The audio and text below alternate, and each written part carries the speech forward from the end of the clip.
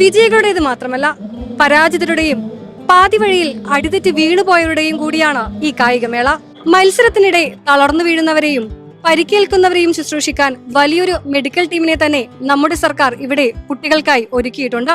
അവർക്കൊപ്പം ചേർന്ന് പ്രവർത്തിക്കാൻ സർവ്വസന്നാഹവുമായി ഫയർ ആൻഡ് റെസ്ക്യൂ ടീമുമുണ്ട്.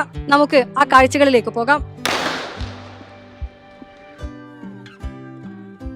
മത്സരക്കളത്തിൽ വീറും വാശിയും കൊടുമ്പിരി കൊള്ളുമ്പോൾ കാണികൾക്കും ആവേശം. ഇവർക്കിടയിൽ ഓരോ അങ്കത്തട്ടിലും മത്സരങ്ങളെല്ലാം സസൂക്ഷ്മം വീക്ഷിക്കുന്ന ഒരു കൂട്ടരുണ്ട്. വിജയ പരാജയങ്ങളെയല്ല ആ കണ്ണുകൾ തേടുന്നത്, മത്സരിക്കുന്ന ഓരോ കുട്ടികളിലുമാണ് അവരുടെ ശ്രദ്ധ. മത്സരച്ചൂടിൽ വാടി വീഴുന്നവരെയും അടിപതറിയവരെയും പരിക്കേറ്റവരെയും വാരിയെടുത്തോടുന്ന മനുഷ്യർ. മീറ്റിന്റെ ആദ്യാവസാനം വരെ സേവനനിരതരായ മെഡിക്കൽ ടീം, ഒപ്പം അഗ്നിരക്ഷാസേനയും. മേള നടക്കുന്ന 12 വേദികളിലും എല്ലായ്പ്പോഴും ഇവരുടെ സേവനമുണ്ട്.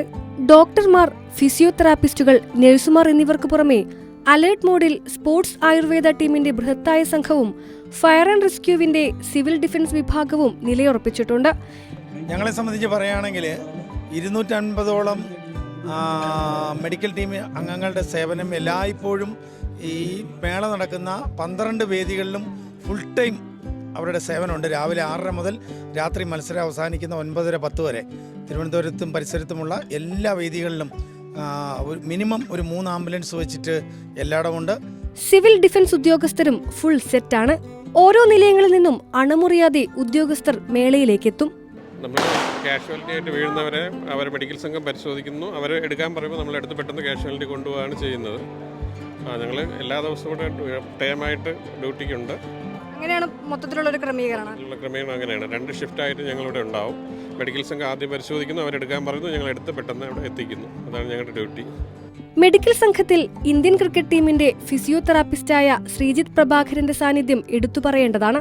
വെസ്റ്റ് ഇൻഡീസ് ടീമിനോടൊപ്പവും പ്രവർത്തിച്ചിട്ടുള്ള ഇദ്ദേഹം കഴിഞ്ഞ 4 വർഷമായി കേരള സ്കൂൾ മീറ്റിന്റെ ഭാഗമാണ്. ഞാൻ കഴിഞ്ഞ 4 വർഷമായിട്ട് സജീവമായിട്ട് ഈ സ്കൂൾ കായികമേളയുടെ കൂടെ ഉണ്ട്.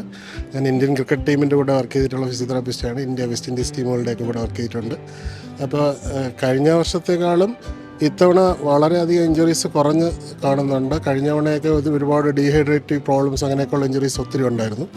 ഇത്തവണ നമ്മുടെ ഇന്ത്യൻ അസോസിയേഷൻ ഓഫ് ഫിസിയോതെറാപ്പിസ്റ്റിൻ്റെ മികച്ച സാന്നിധ്യം ഇവിടെ ഉണ്ട്. ഒരുപാട് ഫിസിയോതെറാപ്പിസ്റ്റ് ഇവിടെ വർക്ക് ചെയ്യുന്നുണ്ട് ഫീൽഡിൽ. അതുകൊണ്ട് ഒരുപാട് ഇഞ്ചുറീസ് നമുക്ക് മാനേജ് ചെയ്യാൻ കഴിയുന്നുണ്ട്. കുട്ടികൾക്കാവശ്യമായ പ്രാഥമിക ചികിത്സയെല്ലാം ഇവിടെ ഉറപ്പാക്കുന്നു. ഒളിമ്പിക്സ് മാതൃകയിലുള്ള സ്കൂൾ മീറ്റിന്റെ അതിഗംഭീര നടത്തിപ്പിൽ സർക്കാരിനെ അഭിനന്ദിക്കുന്നുമുണ്ട് ശ്രീജിത്ത് പ്രഭാകരൻ.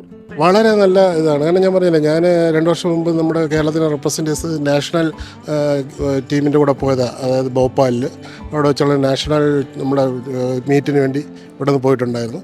അപ്പോൾ അതിന് ശരിക്കും അതുപോലെയോ അതിനേക്കാളും മികച്ചതായിട്ടുള്ള അറേഞ്ച്മെൻറ്റ്സാണ് ഇവിടെ ചെയ്തിട്ടുള്ളത്. ഇത്രയധികം വേദികളിൽ വളരെ നല്ല രീതിയിൽ സർക്കാർ അത് ചെയ്തിട്ടുണ്ട്. ഇത്രയും നല്ല ഒരു മെഡിക്കൽ കമ്മിറ്റി ഫോം ചെയ്തിട്ടുണ്ട്. വളരെ കൃത്യമായിട്ട് എല്ലാ കാര്യങ്ങളും നേരത്തെ മുൻകൂട്ടി നിശ്ചയിച്ച് തീരുമാനമെടുത്ത് അതനുസരിച്ച് കൃത്യമായി പ്രവർത്തിച്ച് ആണ് നമ്മൾ ടീം മുമ്പോട്ട് പോകുന്നത്. എല്ലാത്തിലും നമ്പർ 1 കേരളം ഈ കായിക മാമാങ്കവും നമ്പർ 1 മാറ്റി. അടിസ്ഥാന സൗകര്യങ്ങൾ ഒരുക്കുന്നതിലും ഭക്ഷണം, വെള്ളം എന്നിവയുടെ ലഭ്യത ഉറപ്പാക്കുന്നതിലും മാലിന്യ നിർമ്മാർജ്ജനത്തിലുമെല്ലാം മികവ് കാട്ടിയ കായിക വകുപ്പും സർക്കാരും കുട്ടികൾക്കായി ബൃഹത്തായ മെഡിക്കൽ ടീമിനെ തന്നെയാണ് സജ്ജമാക്കിയത്.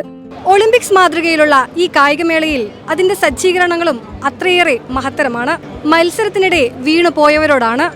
ഈ പരാജയങ്ങൾ നാളെ വിജയത്തിലേക്കുള്ള ചവിട്ടുപടികളാകട്ടെ. ക്യാമറാമാൻ പ്രകാശിനോടൊപ്പം ദൃശ്യ ദാമോദരൻ, കൈരളി ന്യൂസ്.